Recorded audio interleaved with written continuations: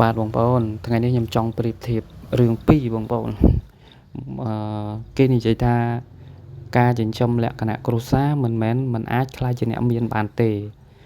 ប៉ុន្តែបើចង់ក្លាយជាអ្នកមានត្រូវតែចិញ្ចឹមលក្ខណៈកសិដ្ឋានធំគួរ3-400ក្បាល4-500ក្បាលអញ្ចឹងឬក៏1000ក្បាលអញ្ចឹងទៅក៏ប៉ុន្តែខ្ញុំចង់ប្រៀបធៀបថាទោះជាវាមិនមែនយើងមិនអាចចិញ្ចឹមលក្ខណៈគ្រួសារមិនអាចក្លាយជាអ្នកមានក៏ពិតមែនប៉ុន្តែវាអាចជួយដោះស្រាយយើងនៅក្នុងរឿងហានិភ័យឬក៏រឿងកើតឡើងភ្លាមៗសម្រាប់គ្រួសារយើងបងប្អូនអញ្ចឹងវាចាំបាច់ឬក៏រឿងសំខាន់ណាស់សម្រាប់គ្រួសារនីមួយៗវាមិនតែងតែមានសេចក្តីសុខនិងទុក្ខវាដើរទន្ទឹមគ្នាអញ្ចឹងពេលដែលយើងត្បិតតែវាមិនបានឲ្យយើងខ្លាចជាអ្នកមានមែនប៉ុន្តែវាជួយដោះស្រាយយើងពេលដែលយើងមានវិបត្តិ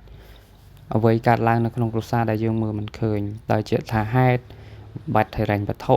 ឬវិបត្តិផ្សេងពាក់ព័ន្ធនឹងជំងឺម្ដាយឪពុកកូនរៀនអីចឹងទៅយើងអាចលក់ដោះស្រាយជីវភាពយើងបានយ៉ាងស្រួលចុះបើយើងអត់គោលក្ខណៈគ្រួសារនឹងពេលដែលយើងមានហានិភ័យកើតឡើងតើយើងមានអីជាសំអាងតែបងប្អូនមានមាសអានឹងវាអត់អីទេណាអានោះវាជាចំណូលផ្សេងអានេះវាជាចំណូលបន្តផ្សំសម្រាប់ដោះស្រាយភ្លាមដូចគ្នាយើង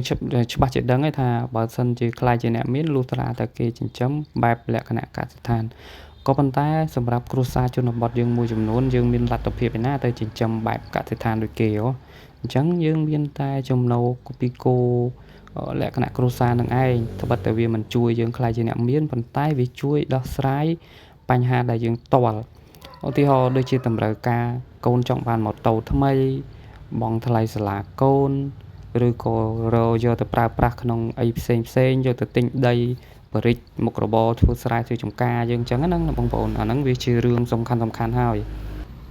អញ្ចឹងក្នុងការងារហ្នឹងគឺវានៅតែល្អសម្រាប់បងប្អូនដែលចិញ្ចឹមគោនៅគេហៅថាលក្ខណៈគ្រួសារណាបងប្អូនมันអត់ប្រយោជន៍ទេចំណូលទាំងអស់ហ្នឹងហើយដែលយើងមាននៅក្នុងដៃវាជាជាងដែលយើងមិនខ្វល់ខ្វាយមិនចិញ្ចឹមពេលដែលយើងមានហានិភ័យកើតឡើងសួរថាយើងទៅរំពឹងអីហ្នឹងបងប្អូនណា